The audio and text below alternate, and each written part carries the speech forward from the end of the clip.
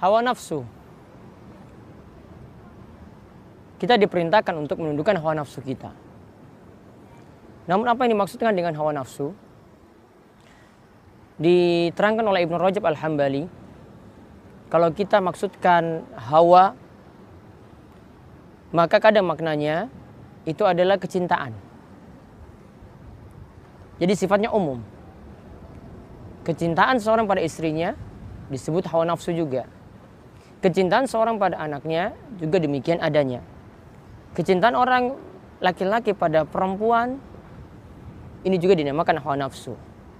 Kesukaan dia pada makanan ini juga dinamakan hawa nafsu. Juga kadang maknanya itu adalah hawa nafsu itu adalah sesuatu yang menyelisih kebenaran. Sesuatu yang menyelisih kebenaran. Dan kadang juga maknanya adalah jami'ul ma'asi, yaitu segala macam maksiat. Kenapa dikatakan di sini maksiat maksud di dalam hal ini? Nah, kita lihat terlebih dahulu ada sebuah hadis yang dapat dijadikan pelajaran bagi kita, yaitu hadis dari Abdullah bin Amr bin Al-As. Ia mengatakan Rasul sallallahu alaihi wasallam bersabda, "La yu'minu ahadukum hatta yakuna hawahu tab'an lima ji'tu bih." Salah seorang di antara kalian tidaklah beriman dengan iman yang sempurna, yaitu kesempurnaan iman yang wajib, kata Ibnu Rajab, sampai dia menundukkan hawa nafsunya untuk mengikuti ajaran Nabi Sallallahu Alaihi Wasallam, sampai mengikuti ajaran Nabi Sallallahu Alaihi Wasallam. Hadis ini dinyatakan hasan sahih oleh Imam Nawawi, namun yang lebih tepat sebagaimana dikatakan oleh Ibnu Rajab dalam Jami'ul Ulum wal Hikam, hadis ini adalah hadis yang bermasalah. Kalau dikatakan sahih itu tidaklah tepat dengan berbagai macam alasan. Intinya makna hadis ini tepat.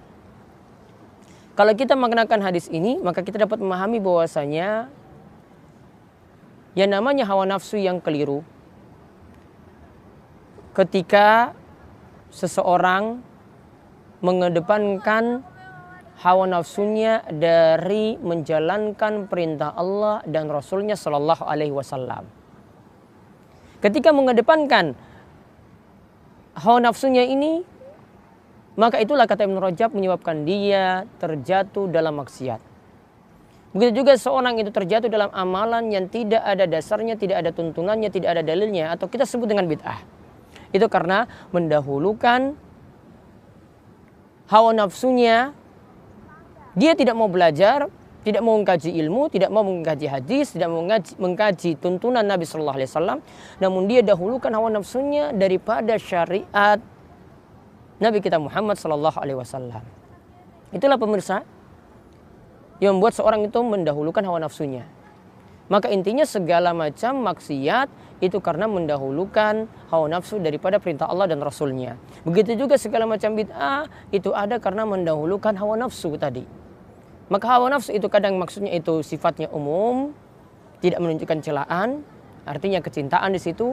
Kadang maksudnya adalah menyelisih kebenaran. Kadang maksudnya itu adalah ketika seseorang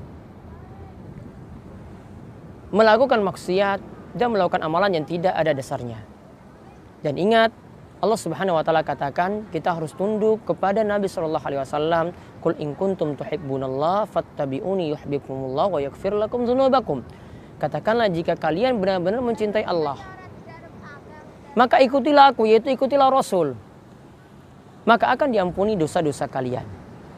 Para pemirsa, kata Al-Hasan Al-Basri, para sahabat itu pernah bertanya pada Rasulullah SAW bahwasanya kami mencintai Allah Subhanahu wa taala dengan hubban syadid dan dengan sangat-sangat cinta. Maka turunlah ayat ini, kalau kalian benar-benar mencintai Allah, maka ikutilah Nabi Sallallahu Alaihi Wasallam, itulah tanda cinta kalian pada Allah. Maka para pemirsa, marilah kita tundukkan hawa nafsunya, kita lebih mengungguli syariat, mengungguli perintah Allah, dan kita mengungguli menjauhi larangan Allah daripada kita mengedepankan hawa nafsu. Mudah-mudahan kita mendapatkan jalan keselamatan dan selamat dari neraka dan dimudahkan untuk masuk surga. Demikian, mudah-mudahan jadi ilmu yang manfaat.